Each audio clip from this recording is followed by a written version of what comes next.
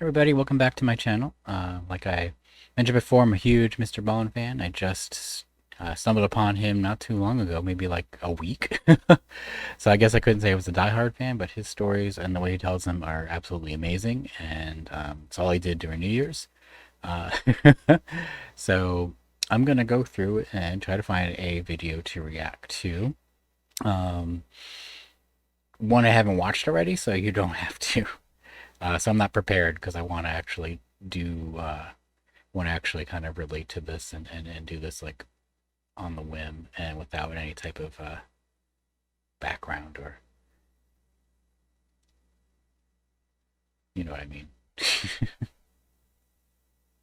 I don't want to do that. I want to do this on the fly so you can actually have an honest reaction because if I've seen it already, then I will be prepared and I don't want to do that. So let's take a look. What am I in the mood for, though? Let's see. I watched a bunch of the photos taken before. Disasters. I'm always looking for, like, paranormal. I watched the murder mystery ones. I watched the most recent one last night. And I watched the really cool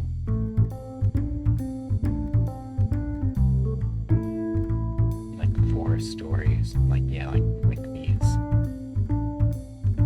I think I've seen this one already too. Oh boy.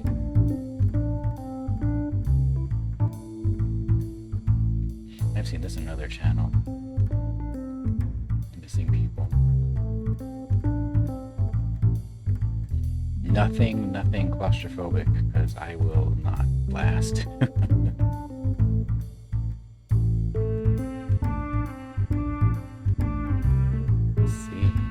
I've seen this one already. Yeah, it was a cannibal. Got away with it.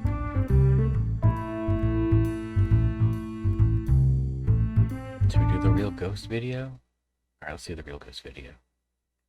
I remember one of my buddies told me that I had to watch this one particular episode of the show Paranormal Witness. It's a show on Sci-Fi Network. They take people who have first-hand encounters with something paranormal and they make it into a TV show. And I was directed to watch one episode in their first season called The Poltergeist. And when I tuned in to watch it, I was ready to turn it off. It just sounded like every other haunting that's ever happened. Family moves into house. They think it's great. Suddenly they hear banging on the walls and all of a sudden demons are attacking them. This story starts the same way. However, they took a whole bunch of pictures and they have a whole bunch of videos. And even if all of it is a hoax, it's terrifying. I remember watching it and having to pause it.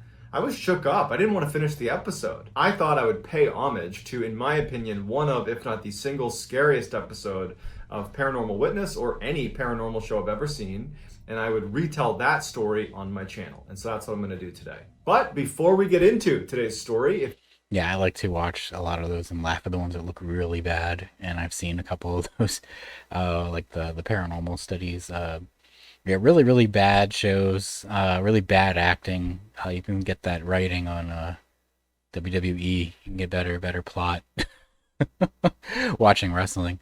And at least you'd be entertained. But some you can actually just see people kind of. It's like watching your haunting stories on TikTok.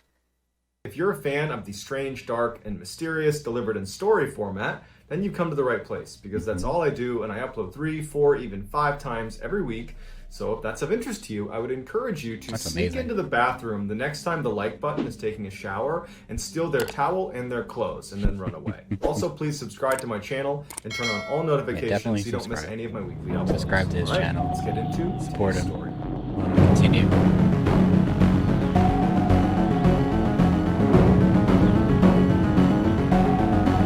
In 2006, Susan Lewis and her daughter Jamie moved into a new home in Southern California. It was this nice little house that they referred to as their sanctuary. They loved it there. And shortly after moving in, Susan's new boyfriend, Matt, he moved in as well. Matt and Jamie got along great. Never also, trust a Matt Matt. had a daughter They named walk all Marie, over him. who was the same age as Jamie. And so those two got along great. Susan and Matt are getting along great. One happy family living in this beautiful little home that they call their sanctuary. I mean, it's a charmed life. If I was a ghost, I'd haunt anybody by the name of Matt. because you walk all over them.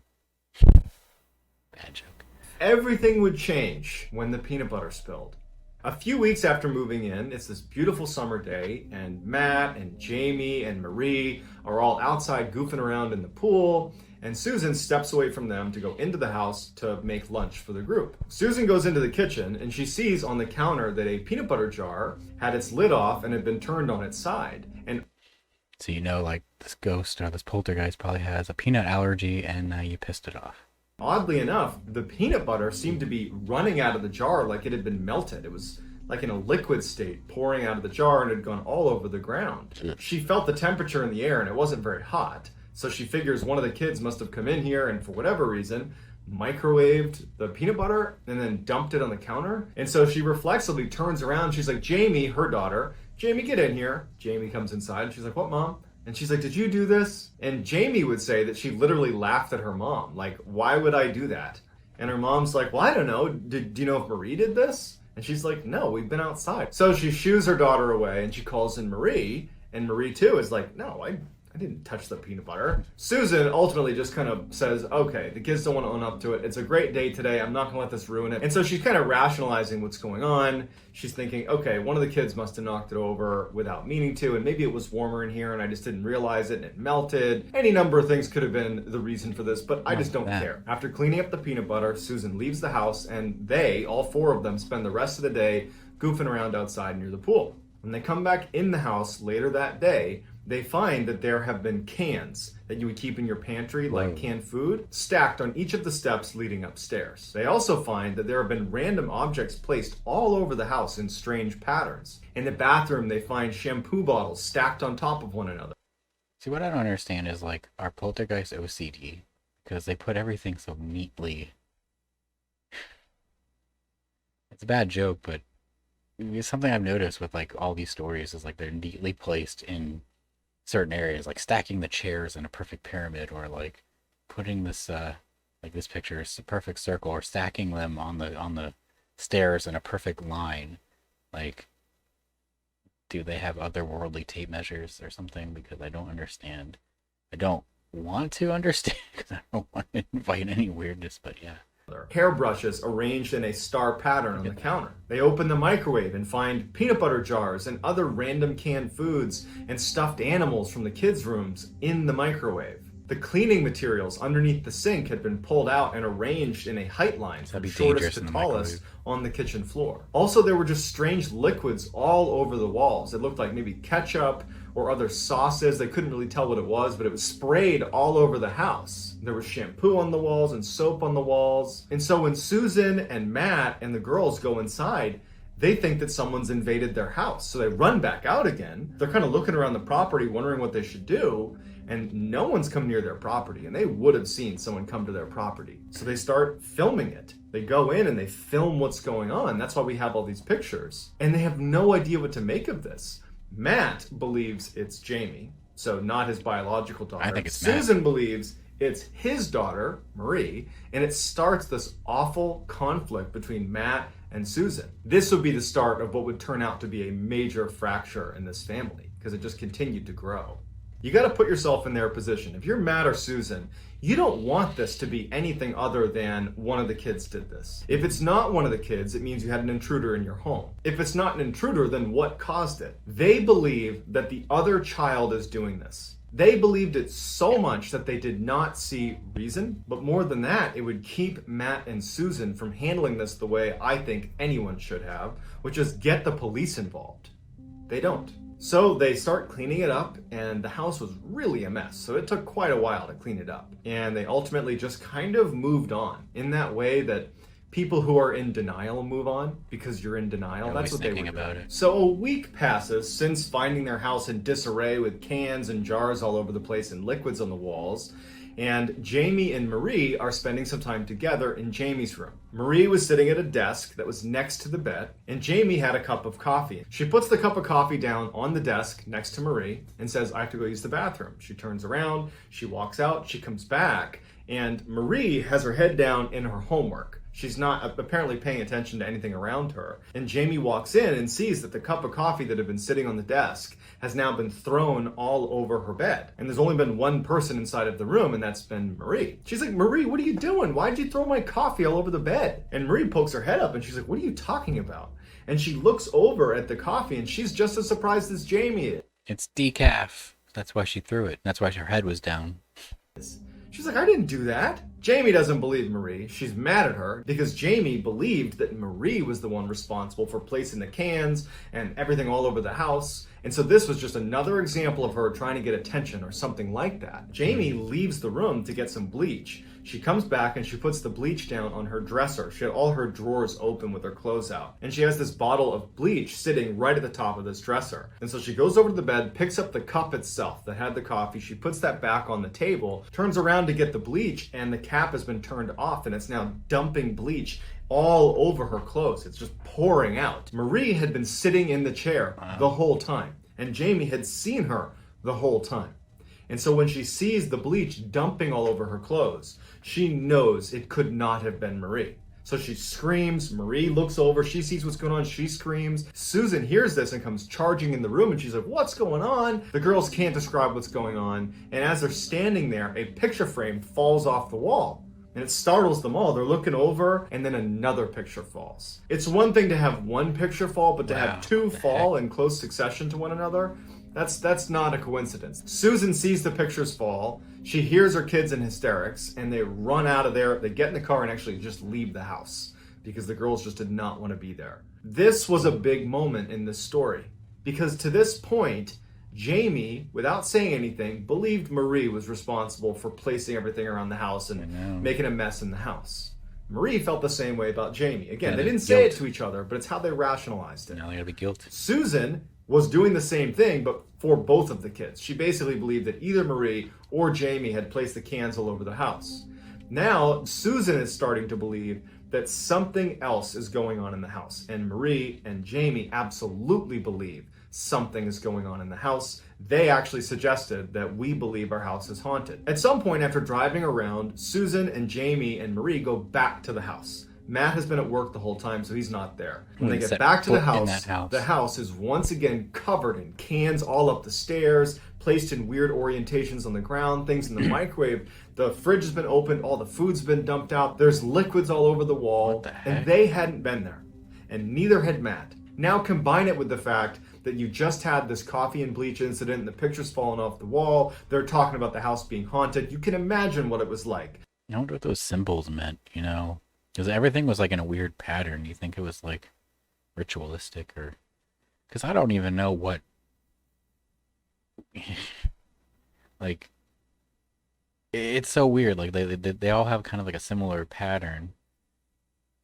To walk into that house and see it like that all over again when it could not have been Jamie or Marie or Susan. When Matt came home that night, he was just more convinced that it had to have been Marie or Jamie or even Susan, because Susan's acting like something's going on here, something paranormal's going on here, and he wasn't there. He didn't see the coffee and bleach incident. He didn't see the pictures falling off the wall. And now he sees his girlfriend kind of buying into this idea that it's some paranormal thing. He was a really intense skeptic and was just absolutely unwilling to see this as anything other than a bad prank that now his girlfriend is even getting in on. It causes a huge fight between him and Susan. He's like, why are you letting the kids doing this? Why are you feeding into this? She's saying, you don't get it. There's something wrong with this house. Practically at each other's throats. Even if you don't believe in the paranormal, it's like, come on, man. Like, you can tell when somebody's kidding with you and not, because, you know, they're pretty freaking serious. And the kids are freaked out, too. Like, kids can't hide. Well, maybe they can, but I still don't think that I wouldn't. If they were swearing up and down, maybe I'm just gullible, but I wouldn't be causing a fight over that. Like, that's just ridiculous. It's like, I'm a skeptic, blah, blah, blah, blah, blah, blah, blah, blah, blah, blah, blah. No, it's like, you know, you don't have to believe that they're freaking exist, but you can believe that something weird's going on, or somebody's screwing around, but maybe not like them. They pick the house up again. It takes forever. They put everything back, and by the end of it, it's like no one wants to talk to each other. The kids are fighting with each other. Susan and Matt practically hate each other, and that's how that night wraps up. That night, all the power went out in the house, and all they heard all night was doors banging nonstop. And their stove is set to light, so all you hear is that clicking sound. They couldn't get it to turn off. I mean, right in front of them, there's all this paranormal activity, and they're recording it. And they have no idea what to do. Even though we view this story and say, come on, guys. Either this is an elaborate hoax or you gotta go to the police. You gotta do something right here. You're doing it wrong. You're in denial. You're fighting with each other. You can't do that. You gotta do something about this. But now put yourself in their position. Their world has been completely turned upside down. Everything they believed and understood about the world is being questioned right now. They are trying to hold on to every last shred of that former life and understanding of life that they had before this haunting began. Yeah, when your world is unraveled like that, like your very belief structure, your moral structure, your belief structure, your faith, everything is just rattled to its core because you're predetermined. Like you've been raised and you've developed this whole sense of like being, the sense of the self, of like a sense of like what's around you and what your perception of the world is. And when that's rocked, I mean, I've been there, not with the paranormal, but you when you're something like makes you question your entire belief structure, it's rattling even without the paranormal. It's really like you got to pick yourself up and start all over in your own mind. Like I can't tell you how many times I've had to start over because of like having to like rethink the way I was perceiving things. So I empathize. I'm scared of freaking spiders, so I would I'd burn the place down just if I saw a big spider. Can only imagine. There are two things in the world that really scare me, and that's people and spiders, and I've said that a million times. And so they don't handle this well. They just continue to fight and to be at each other's throats, blaming each other for all the things that are blatantly happening in front of them that have nothing to do with Matt, Susan, Jamie, or Marie. So at this point, Susan and Matt and the girls have not told any of their friends or other family members about what's going on. So the next day, Susan would actually go to her close friend and say, here's what's going on, and I have no idea what to do. And her friend would say, maybe you ought to try giving it a peace offering. Maybe this thing in your house, feels like you're intruding. And if you offer some sort of peace offering to demonstrate that you mean no harm, that you want to coexist, that maybe it'll get along with you. Maybe it'll stop. So whether this was good advice or not, we don't know. But Susan finally has something that she has control over. And she really gets into this. She gets the girls. She knows Matt's going to be out for the day at work. And she knows Matt would not be cool with doing this. He would not believe that offering a peace offering is going to do any good. It would just cause more fights. And so she saw this window of time to take the girls and do this peace offering. She had this little figurine. It was a cat figurine. Susan loved cats, and she figured that a cat represented something she loved, and so it would be the perfect kind of deliberate, intentional offering, showing that she means no harm, they mean no harm. Let's kind of call a truce here. And she puts candles on this table, and she puts the cat right in the middle, and she doesn't know what to say or how to do it. And the girls are just sitting there like, what's happening here? And Susan just kind of says, please accept this gift. It's my gift to you. We mean no harm, and we want to coexist. And it just so happens that as they're performing this kind of ritual, Matt came home. He had not slept the night before. It had been a really bad night with the slamming of doors and all that craziness. And so he left work early. He called in sick, basically. And he comes into the house and literally sees Susan doing this kind of ritual with his daughter and his stepdaughter. And he immediately goes to like, absolutely not. We're not going to go to trying to interact with this thing. We're not going to act like it's real. It's not real. And so he goes over and he kind of picks up on what they're doing, that this cat figurine is at the center of attention. So much worse. And, Susan and the girls are telling him, don't do anything, don't touch it. And he takes the figurine and he walks out to the back deck and he throws it onto their backyard. Oh, man, that's a stupid... you don't have to buy into it. Let them freaking... if it gives them comfort, let them freaking do it. Who gives a freaking hell? Who gives a shit? Like, that's what I don't understand about people. Like, who cares if you don't believe in something? It doesn't freaking matter. Like, she's not like sacrificing a lamb. She's not freaking sacrificing an animal. She gave a freaking... all she did was give a figurine. I mean, listen, real or not, like, why not? Like, if it gives her comfort, makes her feel comfortable, why not? Now if there is an entity you just pissed it off. And if I were the entity, I would just focus all my attention on Matt. Like I said, Matt, at the beginning, I had no idea how it was going to go, but then just, I figured that Matt was just going to be a shithead. And Susan and the girls are crying because they're like, oh my gosh, you're going to make this so much worse. Everybody's attention is towards the backyard. When they all turn around to look at the mantle, Matt thinking he had solved the problem, there is a figurine, an identical one of the cat that's sitting on the table again. They all gasp. They can't believe it. And it doesn't make any sense. They watched Matt throw the figurine. Matt doesn't care. Picks it up and throws it on the ground and smashes it right then and there. And it's just this crazy sequence of events that when you hear the firsthand interviews with Susan, she can barely describe this moment because you're seeing something reappear. And then Matt is destroying it. It's like a very deliberate, aggressive act towards this thing in the house. The very opposite of what it was meant to do. And Susan would say that she knew they were going to go through hell for that. That night, after everybody finally fell asleep, Jamie wakes up in the middle of the night and goes down into the kitchen to get a snack. When she goes in there, she sees written all over the walls, everywhere, is the word cat. Everywhere. And she immediately runs upstairs. She gets her mom, she gets Matt and Marie. Everybody sees that there's this word cat written everywhere. Matt looks at Jamie and says, you're the one that found this. You did this. Susan comes to defend Jamie and says, you're the one, Matt, that smashed the cat figurine. There's no wonder this is happening. And so this horrible fight happens where they aren't seeing what's actually going on. They're just seeing red and fighting with each other. Meanwhile, they're blatantly being haunted. In addition to cat being written everywhere, the house had been completely ransacked. I mean, everything's been dumped out of drawers. Everywhere that you could make a mess, there had been a mess made. And no one woke up to it. They were all in bed. No one woke up to this much of a mess. It didn't make any sense. They start cleaning up this horrible mess. And as they move some things aside in the kitchen, they find what looks to be a huge footprint. It is not Matt's footprint. It's certainly not one of the girls' footprints. It's easy for us to say, well, why didn't you go to the police? But you got to remember that when you're in real crisis mode, your brain will tell you that everything is fine. It will be in complete denial of things that are right in front of you. Because also, the police are going to look at you like you're an idiot because they're going to be like, I don't believe in these ghosts. You know, I think the police will believe less in the ghosts than Matt.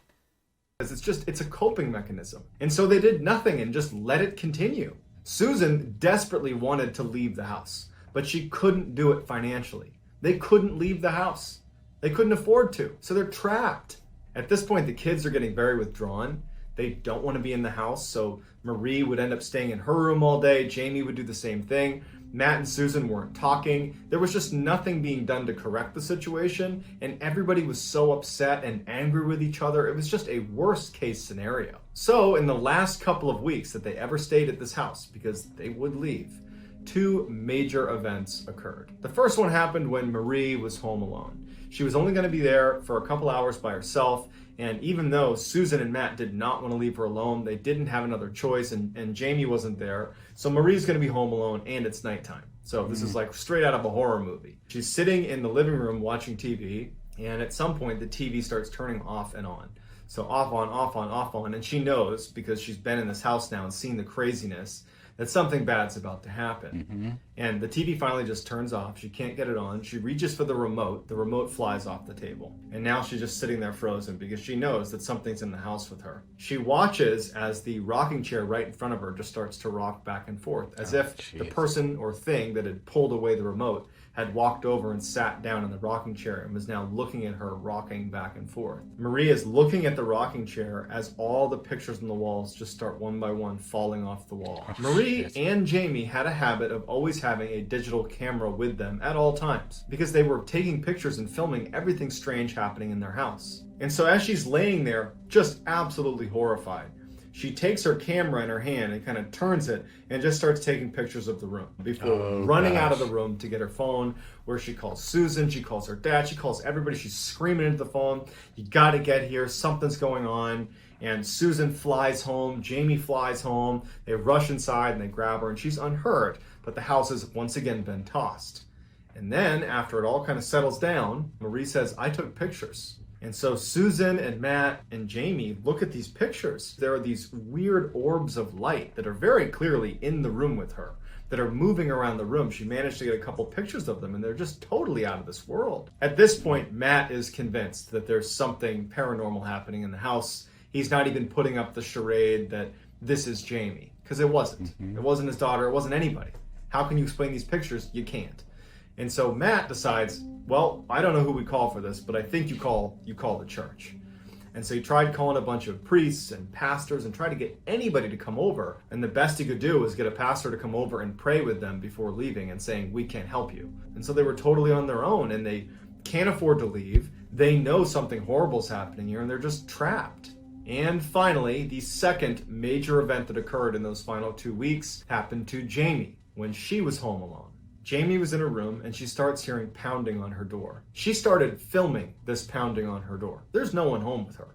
And you just hear in her voice that she's terrified and someone is pounding over and over on the door, on her bedroom door. And at some point she knows she has to go into the hall. And so she goes over to the door. She's building the strength to reach down and open the door. And as soon as her hand would go near the doorknob, the pounding on the other side of the door would stop. Like it knew she was about to come out into the hall. And so she didn't open the door, and she went back onto her bed, and she just sat there in the fetal position for 3 hours, listening to something smashing nonstop into the door. At some point, the banging stops. And after a few minutes of the banging being done, she thinks this is her chance to escape the house. She opens the door, and there's no one there.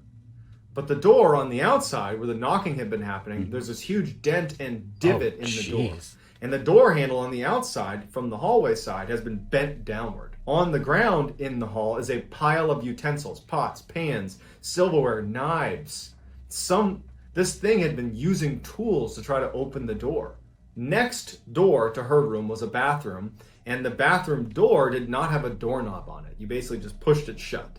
But there was a space for a doorknob that you could actually look through. They just hadn't put it on there yet. And she noticed in the bathroom that the light was flickering. And she thought, I think it's in there. And she decides she's going to try to trap this thing. So she goes to her desk where she had some string. She goes back over and loops the string through this hole in the door and leans back and pulls the door shut, thinking she's trapped this thing inside. As soon as she does, she starts feeling resistance on the door. Someone is pulling back. And at some point, the string gets cut and she falls back into her room. At which point, the bathroom door swings open and she says, I'm about to come face to face with something out of my nightmares. But before she could see this thing come out of the bathroom, her bedroom door slams shut. And she hears the rustling of pans and tools and metal clinking against each other right outside her door. She knows this thing is interacting with all those tools and pots and pans right on the other side of her door. It's this horrifying thought. And after just a moment or two, she sees smoke coming into her bedroom. And so she immediately runs to the door to try to open it. And when she does, she sees that now there is a frying pan sitting in the hall that has a toilet paper roll completely on fire. And that there's been toilet paper strewn all over the hallway. Like this is a wick and it's going to light the hallway on fire. She grabs a sweatshirt and she smothers the fire. At this point, she's in full survival mode. She knows she has to get out of this house. It's trying to kill her. And so she walks down this hall, pulling aside all of the toilet paper, getting ready to come face to face with this horrible thing. She goes into the living room. The whole thing has been covered in toilet paper, paper towels. Papers have been strewn everywhere. This thing was trying to light the house on fire with her trapped inside. And so she manages to make her way through this maze of toilet paper. She sees there's no other fire set, and she goes outside defeated and just sits on the front steps of her house, waiting for her mom to come back. Susan, Matt, and Marie were all together, so they came back and they saw Jamie sitting on the front steps just crying. They go inside, they see the scene. Jamie explains what happens, and that was it. They knew they were going to have to go bankrupt to leave the house. They did not have the money to leave, but they had to leave. And so they barely packed up and they left that house. It didn't sell. Susan literally went bankrupt. And soon after they left the neighborhood, their neighbors left the neighborhood, and 5 other neighbors in their immediate vicinity all left. All of the houses did not sell. They are all vacant. No one knows why. Susan, Jamie, Matt, and Marie, since leaving that neighborhood, even though they were ruined financially, they were very happy to get out of there. They've had no other paranormal activity since they left, and they're just glad they got out of there with their lives. So I'd love to get your reaction to this story. What'd you think of it? what do you think happened? Do you think that do you think that the ghost or the poltergeist just haunted the neighbors? That's why everybody sold their properties. You think they went from house to house to house? I mean, maybe it was built on a burial ground. I don't know. Like, what do you think? What do you think happened?